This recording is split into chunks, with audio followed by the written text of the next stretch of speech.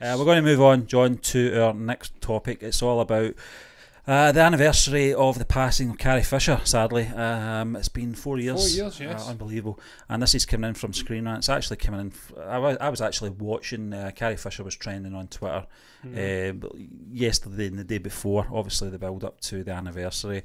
And obviously her mother as well, who passed away the day after that she'd passed away. But this is Mark Hamill and Billie Lourd, her daughter, remembered Carrie Fisher on the anniversary of her death. Now, I'm just going to read a little bit of this, John. I'll get your thoughts in a little moment. However, Fisher tragically passed away in December 2016, well before the second trilogy instalment, The Last Jedi, arrived in the theatres. Fans in Hollywood were rocked by Fisher's death, which was closely followed by her mother Debbie Reynolds passing. Leia appeared in both The Last Jedi, which was dedicated to Fisher, and last year's The Rise of Skywalker, which adopted unused footage of Fisher's to complete Leia's story. Yesterday marked the 4th anniversary of Fisher's death, and tributes once again popped up across the internet. Hamill, who played Fisher's on-screen brother Luke Skywalker in the Star Wars franchise, simply shared an image of The Last Jedi's dedication to Fisher with the words "Always with us." Fisher's daughter Lourd has routinely shared sweet tributes. Her mother posted a photo of her with Fisher online and wrote that she is sending my love and strength to everyone out there that's missing a loved one they've lost, especially those of you who have lost someone during this crazy year. Yep. You're not alone. Both posts can be seen down below, John. Yeah, I've seen them. I follow Mark Hamill anyway on social media. That's a great little tribute, isn't it? Yeah, beautiful. It's one of the better things about The Last Jedi, was paying that respect to her. Also, that being her last film, The Last Jedi. It's kind of tragic in a way. Carrie Fisher wasn't the issue on The Last Jedi, though. She was one of the positives, along with Mark Hamill. And obviously that photograph as well, that's a great photo. It's obviously in England, I think it's in London, judging by the taxi in the background. But it's a great photo, and you can see the resemblance as well, can't you? You can see that's a young Carrie Fisher there. I felt so bad, Steve, for Billie Lourd, because she lost her grandmother and her mother in the space of 2 days. 2 days. Horrendous time for any individual. And for her to have the power and that sort of, I don't know, spirit to come back from that. She shared the house with them. To lose two close loved ones in such short space of a time, I think that speaks volumes about Billie Lourd. So hats off to her. Kind of changing the skewing it away from her own personal tragedy to somebody else and saying, look, if you've experienced this, even in this crazy time of this year, 2020, horrendous year, worst of my life, then I think that speaks volumes about her. She's such a mature, level-headed young woman, and I'm looking forward to seeing her career blossoming, because I actually liked her little cameo in the Star Wars movies. I want to see her doing more and more. But yeah, I thought a really nice tribute to a great woman, let's be honest, not just in terms of what she played in Princess Leia, because she had such a rich and diverse career after that. She was a writer, she was a script doctor, and she was just another sort of present figure in that sort of area of Hollywood. We've seen the documentaries, the guy trying to get into her house. She had such a witty way about her. She was just a one-off, man. And also tragic way she died. She didn't even get to see her last movie, and it's never good when someone dies of a heart attack so suddenly, is it? Exactly, John. I always remember the news filtering in, and it was maybe about I think it was Boxing Day, 26th of December 2016. The news came through that she had suffered a heart attack, but she was in a stable condition. Actually, Debbie Reynolds' last tweet was, Carrie's in a stable condition. Pray for her or something. So far off his screen, it kind of puts things into perspective, John, how precious life is as well. You know that one minute that your mother is actually sending out the vibes. Pray for my daughter, and then within the 48 hours both of them are away. Terrible. And it was shocking at the time. So I've got all the respect in the world for Billie Lourd and the way she's dealt with that over the last 4 years. And I think the whole Star Wars thing's probably helped her psychologically as well. I think it's been it's been therapeutic for her to be on set and in the presence of all the people that worked with her very closely, the likes of Mark Hamill, who's badly affected by it as well. Obviously that sad news. Harrison Ford is another one, worked with her for so long, over the decades. And revealed by Carrie had an affair during the Star Wars heydays. Maybe about a month or two before her passing, but The Last Jedi, for what we say about it, John, and we will get into that in our next our next topic as well. Carrie Fisher wasn't the problem in The Last Jedi. I loved all her scenes, especially the scenes with Mark Hamill. I thought it was probably the standout scene. That, you know, Luke and Leia reunited. The Rise of Skywalker, on the other hand, was they did what they could. They could only do what they could do. You know, it was always penciled in as Leia's film.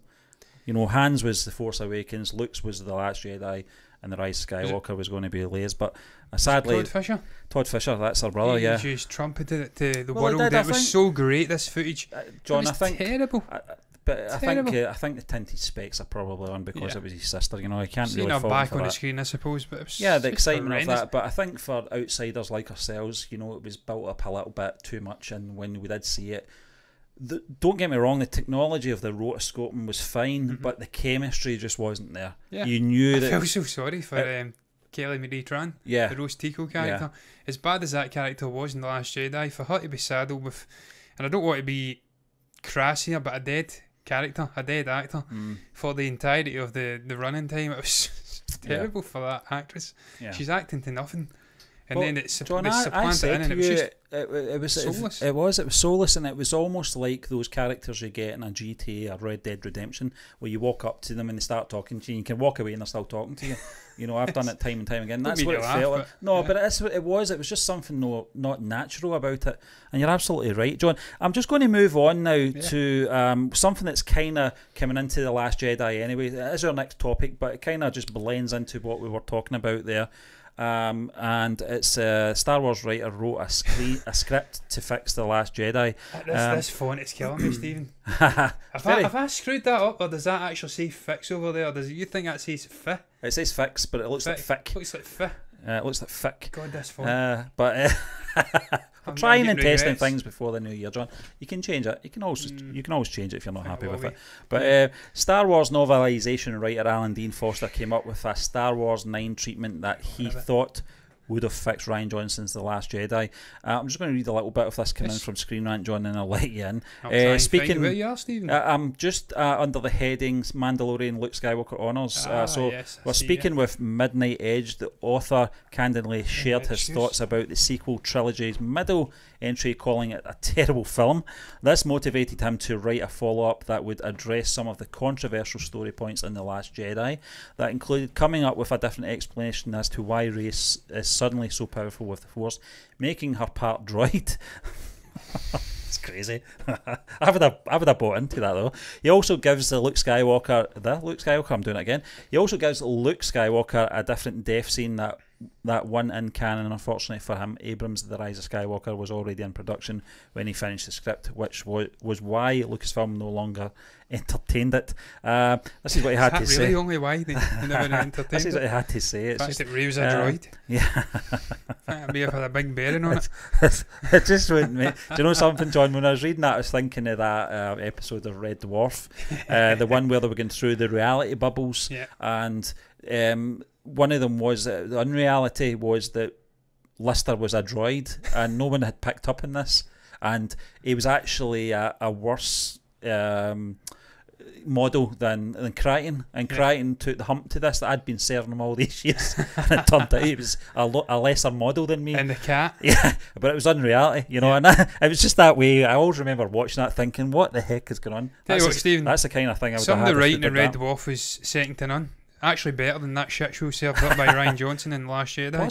Possibly, John. Definitely. Wax World episode was up there. Yeah, give the guys a budget at Red Dwarf and they would do wonders with it. But this is what he had to say. Episode 8 was out. It was a done deal, and I went and saw it, and I thought it was a terrible film. I thought it was a terrible Star Wars movie, and there's no need to go into why, because every fan already has. I thought, how can this be retconned? How can we fix as much as possible from episode 8 and a proposed episode 9? And I wrote a partial treatment for that, attempted in that storyline to explain a lot of the really silly things that happened in episode 8. At the end of it, I like to cut this guy's jib. There's a big battle in Coruscant with the Emperor's clones. I also managed to provide proper motivation for the character that Force forced Boyega to fall in love with. I give her something proper to do that justifies her character. At the end of the film, Luke is dying under a tree and Ray comes out and Luke's last words are Aunt Beru, which brings the whole thing full cycle. Oh, that's a bit weird. I liked... No, I don't like that. I liked episode 7 very much. I thought it set up a lot of really neat things that were never addressed in episode 8. I agree. I hated episode 8 and I thought episode 9 was good. Not great, but good. No, it wasn't me. I agree with 50% of what you're saying there. There had to be some kind of story to retcon a lot of things that happened in episode 8, but this thing about Luke under a tree talking about Aunt Beru, thinking that Ray's Aunt Beru, but she's actually half droid.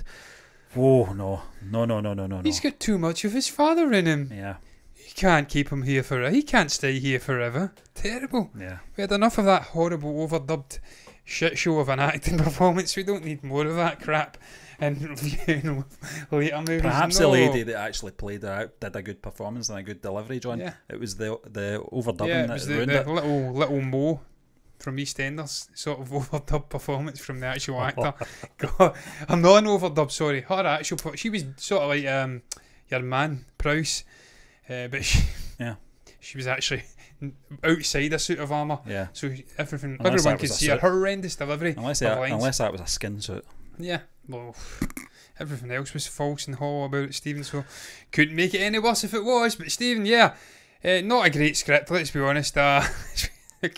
Not difficult to see why they maybe stuck with the Rian Johnson script. Bad though it was, little tangents off the Canto Bite that went nowhere, slowed the whole movie down, made it 25 minutes longer than it ought to have been.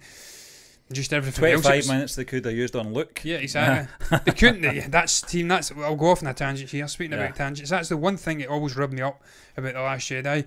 We had enough time to look at this little strange boiler suit character, Rose Tico, crying over a sister no one gave a shit about. We've seen this character for a minute, if that, in the movie. They spent about 5 minutes on her grieving. Some meaningless character, forced romantic sort of side plot for Finn that no one gave a shit about, even knew about. They wasted time on that, but they couldn't give us Luke Skywalker mourning for his great friend Han Solo. Two characters we actually cared about, who had an emotional attachment to the actual actor, to the fans and the audience watching. One of the worst parts about The Last Jedi, that for me. But even then, I'd take that Rian Johnson script over this. Aunt Beru, Luke dying under a tree and having a hallucination with him seeing Aunt Beru. God awful, man. And then Coruscant. It would be nice to have went back to Coruscant, but we're getting Emperor's clones again. Again, one of the worst parts of episode 9, the Emperor clone thing. Terrible. Rehashing this great villainous character. Great performance scene, though it was from me, McDermott. Yeah. Terrible retconning shit.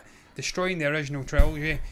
So no, I'm not on for this script. I hated Rian Johnson's movie, but there was little moments in there that even I have to admit I kind of liked. The spark, Luke meeting with Leia again. You talk about Boyega's character in The Last Jedi and how it was such a far cry from the potential we got in The Force Awakens. The Rise of Skywalker never sorted any of that. It was glaring issues before the production started on the third installment of this trilogy, and they still didn't fix it. They made Finn a little lost puppy in The Rise of Skywalker, shouting Rey every 10 minutes, and he then hooks up with another lady. Naomi. The one that's playing Whitney Houston, why? You know what I mean? It's just wasting time here on such a great potential. Because they felt compelled to give the character a bone, fling him a bone if he'd like he was a dog in the dirt. And that's what John Boyega's great was. That's why he absolutely destroyed Disney afterwards. He was horrified at the treatment of the character. They bummed him up to be a potential Jedi, to be a co-lead with Daisy Ridley, a trifect sort of lead with her and Adam Driver, and in the end he was just a joke of a character. And they couldn't even commit. That was another thing about J.J. Abrams, is sometimes his writing doesn't commit to things. It leaves things very open-ended. In the case of Finn's Force abilities, did he have it, did he not? It wasn't a... Sometimes these things have to be on the nose with a lot of audience members. I got it, but if you're a casual fan, you're not really familiar with the Force and stuff like that and Star Wars in general, you get into that film, you will not have a clue what all those little moments are all about. Stephen, I maintain Final Find they picked the wrong lead actor. They put their sort of I'm about to say a terrible analogy and I'll completely backtrack out of it because it's going nowhere, but they picked the wrong leading actor. Daisy Ridley is not a good actor. She isn't. She's terrible. Her line delivery in The Last Jedi was terrible. It was even worse in The Rise of Skywalker. They picked the wrong actor. It should have been John Boyega. Yeah. He's a much better actor. He's got much more potential. His character was more likeable. It was an interesting plot for that sequel trilogy. A defected stormtrooper who lost touch with sort of what the First Order was. Their lack of morals, if you like, their morals. He'd lost his way with that. He went away. He was scared of them. For him to have if he could have then rose up and became a beacon of hope, the sort of leading figure for the new Republic, whatever the hell it was called, the Resistance. Yeah, that would have been a better storyline than what we ultimately got with Daisy, his character, obviously Rey. That was her first feature film, was The Force Awakens, John. Yeah, and it showed. She was crying on the set because JJ was destroying her for wooden acting, and it never really get better. And her other performance in what the hell was it? The one with Kenneth Branagh. The train one. Mother on Experience. Yeah. It wasn't a great performance in that either. And then she's got another movie with Tom Holland. Hopefully he can carry her in some way. That looks decent. I hope he doesn't. You know, if you've not got it, you've not got it. Well, I don't hate her as a person. I think she's. Anytime I've seen her in chat shows or anything like, she's a very lovable person, very likeable. But she's not a good actor. I just think that such a big franchise to start off, that's your first feature film. Stephen, they did have history for that Star Wars. That's the final say. George always used to cast unknown actors. Carrie Fisher. But Star Wars was unknown at the time. Yeah, it was unknown at the time, to be fair, yeah. So, but they were probably trying to harken back to that. I think so. Sort of kickstart a new... I mean, even the MCU's done it. Chris Hemsworth was an unknown at the time. Chris Evans was an unknown. It's only really Robert Downey Jr. who was the main guy. And Jon Favreau had to get him in that franchise to be the linchpin, the emotional linchpin, the acting linchpin, to carry that Infinity Saga. Everybody else who was put in, Chris Pratt, apart from Parks and Rec, they were all minor, up-and-coming actors, and they were gave their chance. So it could have worked, but it didn't. Nothing worked right. It was a shambles. Yeah. And that's down to Kathleen Kennedy. Just before we move on to our next topic, I don't know if you saw the sort of sly digs from Pablo Hidalgo in terms of one of these guys that does the reactions. He did the Mandalorian season 2 Star Wars finale. Guy. Baldy guy. Yeah, well, it was a guy that was very emotional. And he's good. Pablo Hidalgo had put out a tweet saying you should not share your emotions or something like that. You know, it was a bit of a cheap dig at these people that obviously showing very a fan like that. Well, you know, Steve, he's made fan movies that are better than the shit we got in the sequel trilogy. I don't know if you've seen the Darth Vader it's the same guy, 2. John. I'm not sure. Is it not? It was a guy that was very teary watching, obviously, Luke Skywalker's appearance. If you've not seen it, Star Wars Theory. I'll search him up, Steve, and see if it's him. It was this chap here. That's him. Yeah, Star Wars Theory. Yeah. Huge channel. Yeah. 2.76 million subscribers. This is what's wrong with Star Wars these days. John, they're attacking their primary demographic. I think it's butthurt. I think he's butthurt. Pablo Hidalgo is butthurt. They hate the fact that people love Luke Skywalker. Yeah. They just cannot fathom that he is Star Wars. He's the most popular character and he always has been. It sticks in them. Yep. That really riles them up. They wanted to kill him off. They thought, we'll end this character for all. We'll make him a joke, a hermit on a rock. People are still attracted to him because he is the ultimate sort of hero in cinematic history for me. The arc he goes on, it's a classic hero's arc. Everybody can connect with this guy. It doesn't matter if you're a female, a male, you're Hispanic, black, white, John, Asian. It doesn't matter. You'll connect with this guy because it's universal. You know the best bits about The Force Awakens was when Finn and Poe were in that cockpit escaping, saying they've got the map for Luke Skywalker. It gave you chills, right? Han talking about Luke Skywalker gave you chills, talking about he was my friend, you know things went wrong, blah blah blah, and then that closing scene in The Force Awakens, still one of the best cliffhanger moments of any film, never mind just Star Wars. And I'm talking about Empire Strikes Back here as well. It was just an amazing shot, great score as well from John Williams, the Jedi Steps I think it was called. Yep. And then the best bits in The Last Jedi were all Luke Skywalker's bits. The best bits in The Rise of Skywalker was all the Luke Skywalker bits. You this, I maintain The Last Jedi was a stupendous performance from Mark Hamill. I didn't like the way the character was handled. There was elements I didn't mind, but that acting performance from Mark Hamill was sublime. Yep. One of the best of his live action acting career. I totally agree, John. I absolutely as you say, some of the best moments, if not the most of the best moments in that movie were him. Yeah. So, yeah. They've misjudged it, and I've actually Pablo Hidalgo's went down my estimations. He's part of that clique, I think. You know, sad things before. Yeah, but I've kind of ignored them. I've seen the ones where he's dragged in Dave Filoni in terms of where they could have went with Leia and how she would have schooled Luke and all this kind of thing. I don't think that's really that important. There's nothing wrong with Leia being the chosen one. That was George's vision as well. Exactly. But it was the way they handled it. No, but you know, Dave Filoni would have handled that well. Pablo Hidalgo, on the other hand, would be dealing with it because of an agenda, which is the wrong way to do it, you know. But listen, that rant is for another day. John, I was going to try and squeeze that in, but we've kind of covered it as much as we can. I'd love the bitch to call me out, I tell you that, because you'll get some Glaswegian wrath. Yeah. I think perhaps, you know, that Favreau and Filoni are not that much bothered about the writing group. I think what they've done with The Mandalorian proves you have to listen to your fan base. You have to listen to the people that pay the money to watch your films and take an interest. And they didn't. That's the bottom line. Exactly. But we're going to move on.